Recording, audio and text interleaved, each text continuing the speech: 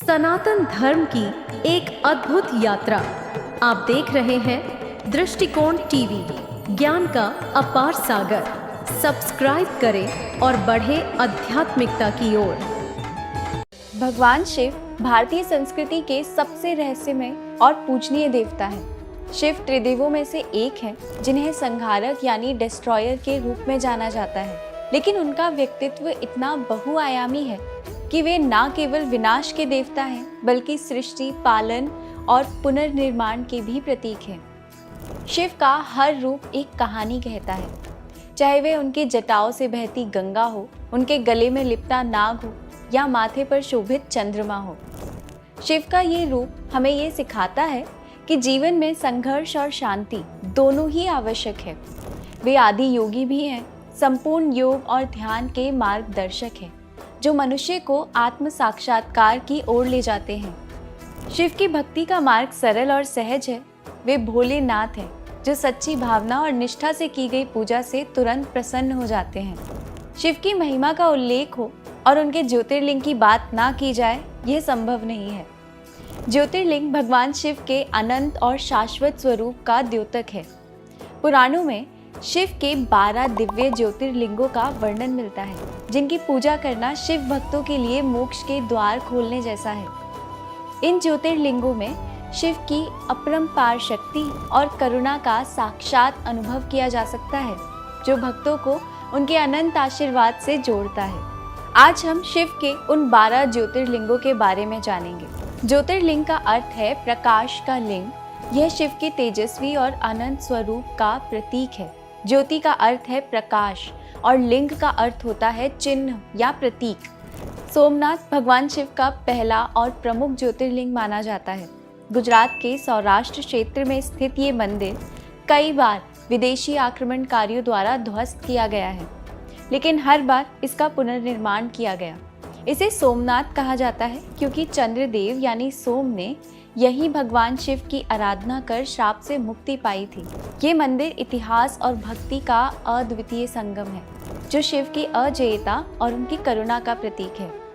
दूसरा, मल्लिकार्जुन ज्योतिर्लिंग। श्रीशैलम में स्थित मल्लिकार्जुन ज्योतिर्लिंग न केवल शिव का, बल्कि उनकी पत्नी पार्वती का भी वास स्थल है।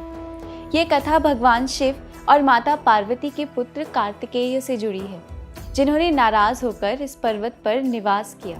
माता पिता अपने पुत्र को मनाने के लिए यहाँ आए और यहीं बस गए। मल्लिकार्जुन ज्योतिर्लिंग माता पिता और संतान के अटूट प्रेम का प्रतीक है। तीसरा, महाकालेश्वर ज्योतिर्लिंग। उज्जैन में स्थित महाकालेश्वर ज्योतिर्लिंग शिव के रौद्र और शक्तिशाली रूप का प्रतिनिधित्व करता है। शिव का ये रूप काल, समय को नियंत्रित करता है। महाकाल का अर्थ है महान काल, यानी समय और मृत्यु के स्वामी। यही कारण है कि इस मंदिर की महिमा इतनी अद्वितीय है और यहाँ शिव की दक्षिण मुखी प्रतिमा उन्हें विशेष रूप से शक्तिशाली बनाती है। चौथा, ओंकारेश्वर ज्योतिर्लिंग। ओंकारेश्वर नर्मदा नदी के किनारे एक छोटे से द्वीप पर स्थित है और इसका नाम ओंकार ध्वनि से लिया गया है। ओंकार ब्रह्मांड की आदि ध्वनि है, जिससे सृष्टि का आरंभ हुआ। इस ज्योतिर्लिंग की पूजा से शिव की अनंत ऊर्जा और सृष्टि की उत्पत्ति की शक्ति का अनुभव होता है। यहाँ की प्राकृतिक सुंदरता भी अद्वितीय है। पांचवा, वैद्यनाथ ज्योतिर्लिंग। देवघर में स्थित वैद्यनाथ ज्योतिर्लिंग से जुड़ी कहानी रावण की है, जिसने कठोर तपस्या कर शिवलिंग को लंका ले जाने का प्रयास किया। हालांकि देवताओं के हस्तक्षेप से शिवलिंग यही स्थापित हो गई। इस ज्योतिर्लिंग को वैद्यनाथ इसीलिए कहा जाता है क्योंकि भगवान शिव ने यहाँ अपने भक्तों के दुखों को दूर करते हुए वैद्य यानी कि एक चिकित्सक की भूमिका निभाई थी। छठा, भीमाशंकर ज्योतिर्लिंग। पुणे के पास स्थित भीमाशंकर ज्योतिर्लिंग एक प्राकृतिक सौंदर्य से घिरा हुआ स्थल है। इस मंदिर के पीछे की कथा एक दैत्य भीम से जुड़ी है, जिसे भगवान शिव ने अपने भक्तों की रक्षा के लिए मारा था। यह ज्योतिर्लिंग शिव की सुरक्षा और करुणा का प्रतीक है। सह्याद्री की पहाड़ियाँ इस मंदिर की दिव्यता को और भी बढ़ा देती हैं। सातवां, काशी विश्वनाथ ज्योतिर्लिंग।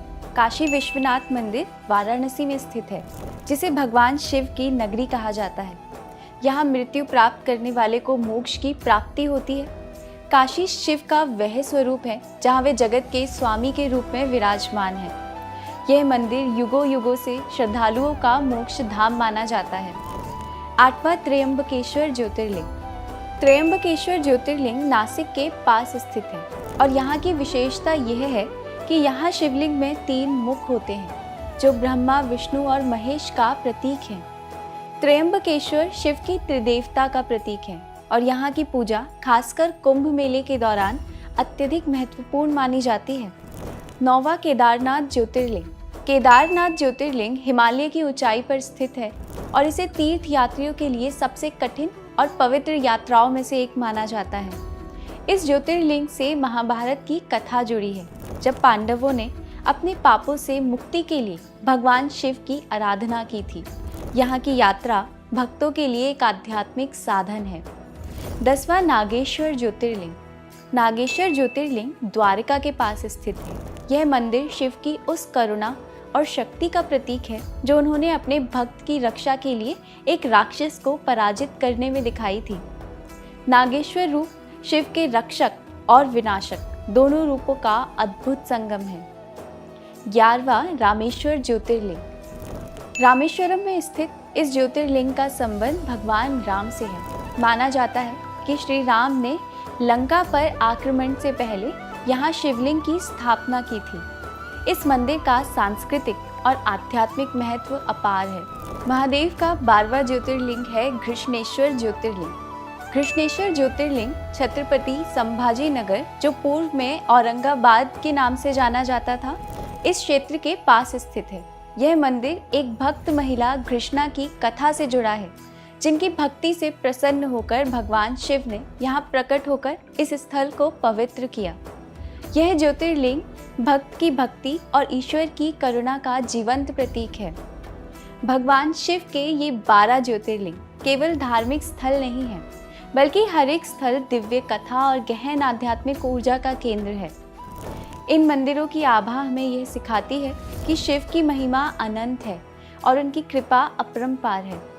शिव, जो सृजन और विनाश दोनों के संतुलन करता है, हमें जीवन की हर चुनौती से जूझने की शक्ति और साहस प्रदान करते हैं।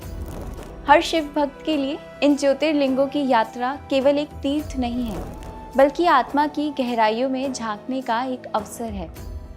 इन पवित्र स्थलों पर पहुंचकर ऐसा लगता है मानो शिव अपने अदृश्य हाथों से भक्तों को मोक्ष का मार्ग दिखा रहे हों। इन ज्योतिर्लिंगों में शिव की शक्ति, प्रेम और करुणा की कहानियाँ गूंजती हैं, जो हमें ईश्वर की महानता से जोड़ती हैं।